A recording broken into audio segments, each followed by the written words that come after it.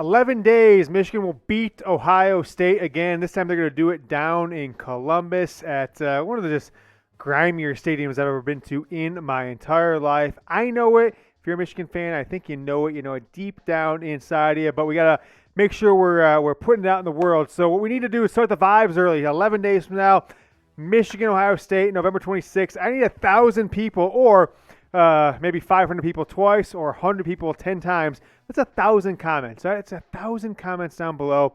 Beat Ohio State again. I'm just trying to, I don't want to say I willed or we as a channel willed Michigan to beat Ohio State last year, but I'm not denying it, right? People have said it. I'm not denying it. The evidence will come out in the future. But hell, if they do it again and we're 2 for 2 in 3 straight years, no loss to Ohio State after this one, folks, I think that beat Ohio State again photo that you see there on screen might be the most influential thing in the history of college football. I am your host, folks, James Yoder. You're watching the Michigan Football Report here on a Tuesday. Tonight we have the College Football Playoff Top 25 coming out for the third time in a matter of 14 days, leading into Michigan, Illinois, coming up on Saturday before the big one, Thanksgiving weekend. Next Saturday, Michigan versus Ohio State. We're going to take some questions here on the show. Anthony Kimberly says, with Gemon being out, it's allowed Will Johnson to really flourish. Does our defensive backfield have enough depth with Gemon out to stay fresh against Ohio State's wide receivers? So in a moment here, I'll show you guys what Ohio State has on their receiving group, if you haven't really kept up with them. I watch every Ohio State game for the most part. If I don't watch it live, I'll do the Big Ten in 60. The loss of Jackson Smith and Jigba and the fact that their running backs have basically been one's out 1 week, one's out the other week. It's Travion Henderson, it's Mayan Williams. They've got other guys. I think now this is a good point. With Gemon Green being out of game, returning this past week for Nebraska, Michigan now has 3 safeties in Makari Page and Rod Moore and R.J. Moden that have starting experience this year. And now they have 4 corner/nickels with Will Johnson, Gemon Green, Mike Sainterstill, and then DJ Turner. 7 players deep. I actually think it's deeper than what Ohio State has from the receiving group that they have right now. Take a look at their receiving leaders. Sophomores Marvin Harrison Jr. and Emeka Egbuka have really filled in the gaps for Jackson Smith and Jigba, a player who many people thought would be the best wide receiver in the country, maybe even a Heisman Trophy candidate going into his 3rd season. Just think about this. Last year, Garrett Wilson and Chris Olave were on this roster, both top 10, 12 draft picks in the draft this year, both 2 of the best rookies in the NFL right now. Jackson Smith and Jigba was better than them by a considerable margin, in my opinion, last season, but he's been hurt all year. He is very unlikely to play this week or next week against Michigan. So Harrison Jr. is their star, and Emeka Egbuka, 2 5-stars from the 2021 recruiting class, sophomores. Those are the guys Michigan has to deal with. Julian Fleming is coming on in his 3rd year, but still only 22 catches. But Cade Stover with 2 touchdowns this past weekend against Indiana, he's one Michigan needs to keep an eye on. So they really, in my opinion, only have 4 true receiving threats that Michigan has to keep their eye on, where, hell, last year I think they had like 7 or 8, so it's a little bit of a dumbed-down receiving group for Ohio State. But nevertheless, I do think that Gemon Green being out for a week had a little bit of a silver lining there, is that Will Johnson got a chance to start on the road at Rutgers, and Michigan has really given their secondary a lot of opportunities to mix in all kinds of different players and different formations, and they should be ready for the Ohio State passing game, which frankly still is probably the best in all of college football. But Michigan may have the best pass defense in all of college football as well. So it's going to be a hell of a game next Saturday in Columbus. Coming from our Facebook page, it's facebook.com/HarbaughGoBlue. If receivers catch the ball, and I think he's talking about this past week's game against Nebraska. If receivers catch the ball, JJ is 85% completion. He did say Nebraska there. I'm sorry, I wasn't reading ahead. And throws for 250 yards. I think that's fair. There were quite a few passes that should have been caught by Michigan's wide receiver group or tight end group. You had Luke Schoonmaker out, but nevertheless, that really doesn't matter. CJ, and talking about Cornelius Johnson, should be our 5th or 6th option there, and Rodney Bell, I think he said the 3rd option before we went over there. CJ, Cornelius Johnson, 4th or 5th, and Bell should be 3rd. Do you think we give the younger guys a go this week? So here are the wide receiver leaders. Colson Loveland had a nice catch, a 26-yarder. Roman Wilson, Cornelius Johnson, it was kind of down the stretch of the game. They both had 1 catch. Rodney Bell did some okay things, but hell, he even fumbled into the end zone. He has had his issues with drops this year. Michigan's wide receiver group has not been good this year. They're not getting themselves open downfield. They're not going up and contesting against when there's a defender within a yard or two of them. They're not going up and winning these jump balls or just putting themselves in position to catch the ball downfield. And it's definitely hurting Michigan's passing game. It's hurting JJ McCarthy's stats, his completion percentage. So I don't think they're going to change anything because we're on the 11th game of the year.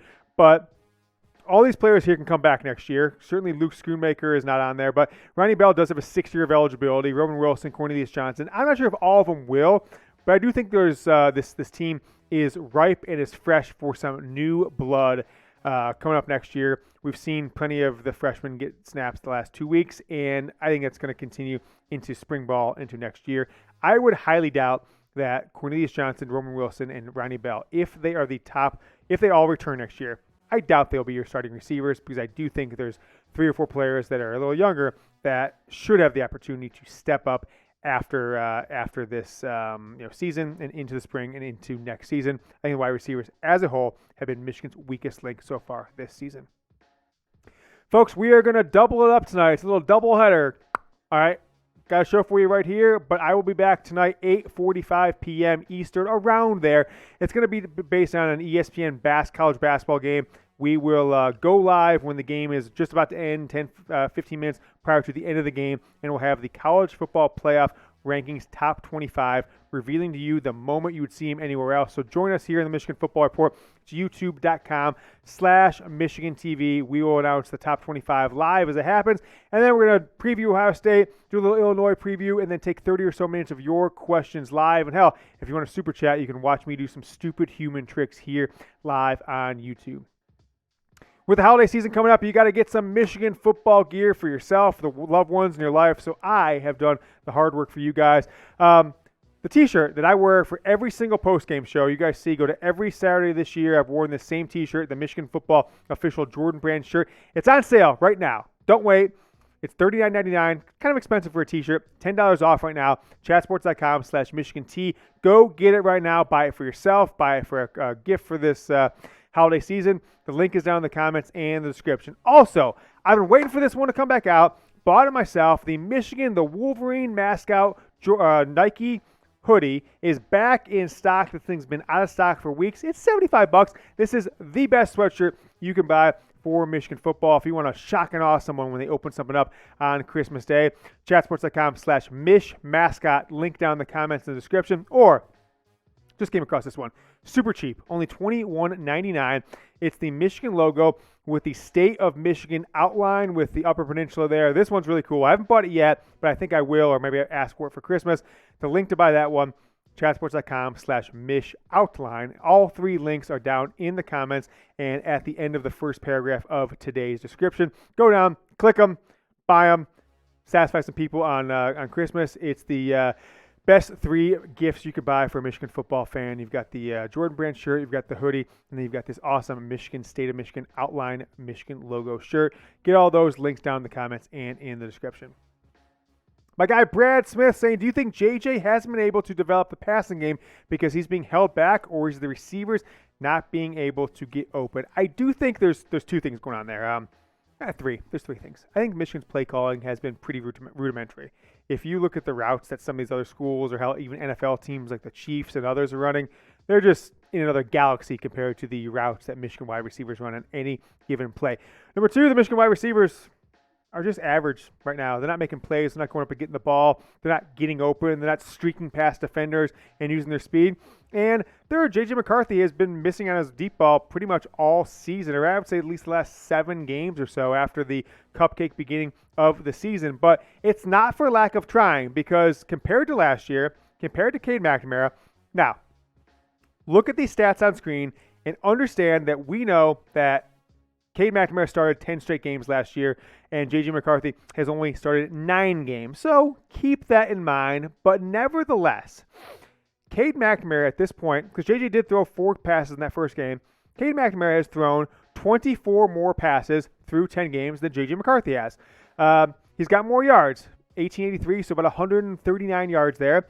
2 less touchdowns for Cade last year, same amount of interceptions, and then Michigan's running game, though, I think has really added to the offensive firepower, and it was good last year, and certainly continued to get good. Big Ten championship game, Ohio State game, etc. But through 10 games, Michigan's offense last year was scoring 34.7 points a game. Offense this year scoring a lot more, 41.4, fifth overall in the country. So it's not for lack of effort. It's certainly not because of Michigan passing more or less this year. It's about even, and frankly, JJ maybe has a little less opportunity, but not by much, considering he started one less game. So I do think there's a bunch of different factors, but nevertheless, I don't think Michigan's been a very good passing game team all season long. All right, we mentioned it earlier on, 1,000 comments, right? I'm going to put these vibes out in the world. If we get 1,000 people to type Bosa, beat Ohio State again, 1,000 times down in the comments. You can do it 10, 20, 30 times if you want to make sure we hit the number. Michigan's beating Ohio State. Basically guaranteed unless you don't get the 1,000. So go ahead and comment. Help us reach this goal. I'm all about the vibes, baby. Good vibes, positive vibes, Michigan football vibes. Get this win. Just think of how impactful this win will be for this school, this team, this program. You don't play in 2020. You win in 21. You go on the road to win in 22. You get a Heisman Trophy winner. You go to the college football playoff as the 1 or the 2 seed for the second year in a row. And then next year, you've got your returning starting quarterback at the Big House. And Ohio State's going to be breaking in a new quarterback. You could be good looking at 3 straight wins, 4 straight years without losing to Ohio State. It is such a momentum-shifting game. I can't wait for it. We are only 11 days. Go down in the comments and type Bosa. KJ, longtime commenter, longtime viewer, says, what positions do you think we address in the transfer portal this offseason? With speculation, which we talked about late last night on our video we put out on Monday, of Braylon Allen from Wisconsin and a lot of other positions, I think the 3 most important positions for Michigan to address in the transfer portal are as such at the bottom of the screen. Running back. CJ Stokes had a nice game, right? He had a couple nice runs on Saturday. And Michigan's rotated a couple guys in there behind Donovan Edwards, who didn't play in the second half, behind Blake Corum. Corum goes to the pros. Donovan Edwards becomes your starting running back. But what after him? Clearly, Michigan runs so much that they just can't survive with only one high-quality running back. So I do think they need to bring somebody in that can be the 1B to Donovan Edwards 1A, or hell, be the co-1A with him. I think Braylon Allen from Wisconsin would be a great option. Running back for sure. Linebackers, okay? Michael Barrett, I guess he could come back next year, and I would welcome him to come back for a 6th year. Junior Colson's got 1 more year at Michigan. I expect him to leave after the 23 season and go to the NFL after 3 seasons. But Jimmy Rolder and some other guys, there hasn't been a lot of development at that linebacker position. We haven't seen Nikhai Green all year. He's clearly going to be out for the season. So I think linebacker and running back Michigan needs to address with one high-impact player, like they did on the defensive line with Yabioki, like they did on the offensive line with Oluwatimi. But how about also a quarterback? Cade McNamara, he's going to transfer. I mean, I'm not breaking news here. He's out for the season. I don't necessarily love what we're getting from the freshmen and true freshman quarterbacks as far as what they can be as passers. Davis Warren looks nice, but I think Michigan might benefit from a experienced quarterback to come in. Maybe he wants to go to grad school. Michigan could be an opportunity for him to get some backup reps, or if something might happen to JJ McCarthy, get the chance to start at Michigan for a game or so if JJ needs to step out from injury, but don't expect that to happen. But I think those are the 3 positions of need for this program. How injured is Mike Morris? If so, do you think he is going to play? Also coming in, that's from Tyler, coming in from Noah. How is Edwards? Talking about Donovan Edwards. I think we're going to find out tomorrow, because the way Michigan's practice schedule goes is the Monday, Tuesday, they kind of shake things out. Wednesday, if guys aren't playing or aren't right there to play, usually that kind of signals that they're not going to be available for the game coming up on Saturday. So hopefully we'll have news for you, and if we do, we'll put it here on this channel. We'll put it on Twitter, but don't have any information as of yet. Although I don't think Donovan Edwards would be, injured for the rest of the year and still have been on the field, on the sideline, standing next to Mike Hart with a helmet in his hand if he was seriously injured. If they don't play this weekend, I think it's an opportunity for Michigan to keep guys like Mike Morris, Donovan Edwards healthy for the Ohio State game coming up in 11 days. And what I'm coming up on is 10,000 Twitter followers. We just hit 9,000 a couple weeks ago. Now we're coming up on 9,275. So we are 725 away. If you haven't, give me a follow on Twitter. It's at James Yoder. I'm doing pretty well in the Twitter game lately. I feel like Elon Musk has removed the shadow ban that clearly I had, and we've just been adding followers and big-time tweets that have gone mini viral here over the last 2, 3, 4 weeks. So follow me. It's at James Yoder. Get us to 10,000 followers. If you haven't yet, Twitter's an awesome platform, I think, for just consuming news on a real-time basis. If you don't use it, if you do, if you don't, sign up. If you do, follow me. Either way, follow me. Jason R. We're going to end the show with a couple questions from Jason R. coming from Twitter. Jason R. 014911682 says, with the deep ball utterly broken, will the focus of the next 10 days be more on improving and perfecting that part of the passing game they do well, the shorter throws are targeting the tight ends, etc., or will they continue to focus on trying to get the deep ball going? They're not going to give up on the deep ball, because I do believe that Michigan thinks that JJ McCarthy can hit those passes and can be very dangerous in doing so.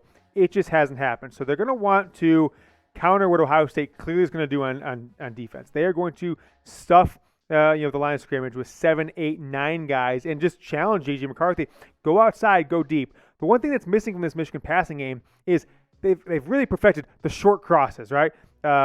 Luke Schoonmaker, 8 yards in front of the line of scrimmage. Ronnie Bell, 11 yards in front of the line of scrimmage. But they've yet to do what Ohio State does excellent, which is have guys streaking across the field 25 yards downfield. It doesn't always have to be the deep ball over the top, and it's either get the guy right in stride or else. Other schools hit guys 25 yards downfield over the middle. They catch it. They're in stride running across the field, and they can turn it up and go for a touchdown. I do think Michigan, whether they're doing this or not, that's one area they should. But going deep over the top will continue to be part of this playbook from what I understand, because they know they're going to have to hit some passes to beat Ohio State again. Last question, also coming up from Jason, saying, second question, having not played the shoe since 2018, our team has never experienced an environment like that. What will the team do between now and the game to try and prepare the players for the volume and environment in general? Get the stash going for November. Okay, so stash, we're not doing the stash this year, but maybe we should. I don't know. Won a game last year. Maybe I should. I don't know. I'll consider growing it from now until next Saturday. But I think Michigan's done a pretty good job the last 2 seasons at not succumbing to the hostile environment of their opponent. We saw it last year with Nebraska. We saw it with Penn State last year. With Wisconsin was probably the best one, where they were jumping around, everything like that. They seem to do it at Rutgers. There's some videos of Michigan just kind of the players getting loose, getting after it in the second half when Rutgers was playing their crazy music and this different stuff. It's interesting about Ohio State. I went to the 2018 game as a fan, and I walked into that stadium, and it felt like looking at the Michigan sideline and the players warming up 45 minutes before the game, they did feel lifeless.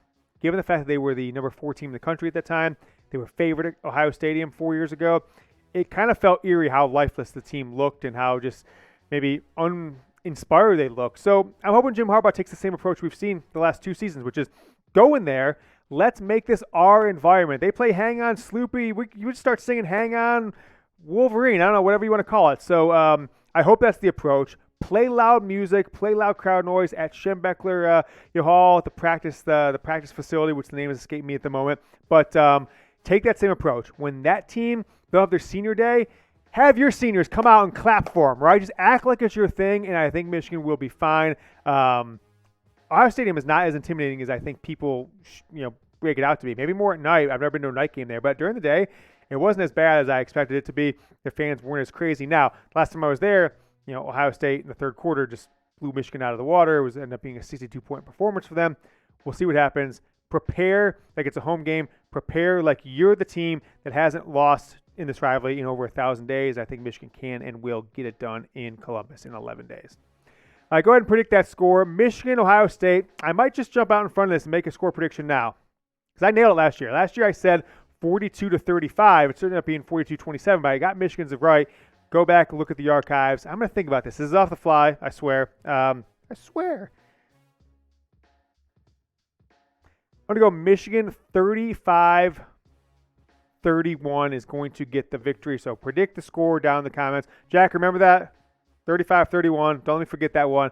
It may change depending on what happens this weekend. I'm going Michigan 35-31. They'll be up 35-21, 35-24 or something like that in the fourth quarter. Ohio State punches in the last touchdown, tries to kick an extra point. Michigan recovers. A minute left. Ball game over. Michigan gets the win in Ohio Stadium and gets 22-year losing streak in a lot of ways in Columbus is over. Tonight, folks, 8:45, Eastern time, we will be live. College football playoff live, top 25 rankings, and we will do a preview of Illinois, talk Michigan, Ohio State, talk the Heisman Trophy, take 30 minutes of your questions. So subscribe to the channel. Click that button below the video. YouTube.com/Michigan TV is the link. Grab the link down in the comments and description. Send it to a friend. Say, watch tonight, 8:45, and watch Michigan Football Report daily YouTube shows. I will see you tonight about 7 or so hours from now. Until then, go Blue.